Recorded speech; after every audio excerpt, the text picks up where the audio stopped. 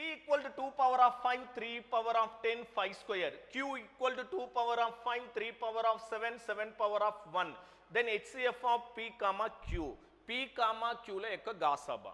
So ఇక్కడ ఏంటమ్మా ప్రధాన సంఖ్యల లబ్ధం ఇచ్చాడు, గాసాబా కావాలి. p కామా q ల గాసాబా కావాలంటే ఆ p కామా q లో కామన్గా ఏమున్నాయమ్మా? కామన్గా 2 3 ఉన్నాయి, 2 3 ఉన్నాయి. ఓకే, మళ్ళీ ఆ 2 3లో ఎలా తీసుకోవాలంటే ఏముంటే ప్రతి నెంబర్ కామన్గా ఉండాలి. గాసాబ్ అంటే రెండే ఉన్నాయి 2 3. మళ్ళీ ఆ 2 3లో ఎలా తీసుకోవాలంటే పవర్ వాల్యూ లీస్ట్ అయి ఉండాలి.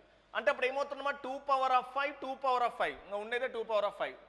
ఓకే, నెక్స్ట్ ఏంటమ్మా 3 power of 10 3 power of 7. Least power అన్న, లీస్ట్ పవర్ అంటే ఏంటమ్మా 3 పవర్ ఆఫ్ 7 అవుతుంది. అంటే 2 power of 5 into 3 power of 7 direct answer. So were that answer 2 power of 5 into 3 power of 7. ఇక్కడ change చేసుకున్నాం, ఇక్కడ 3 పవర్ ఆఫ్ 7. ఓకేమ్మా.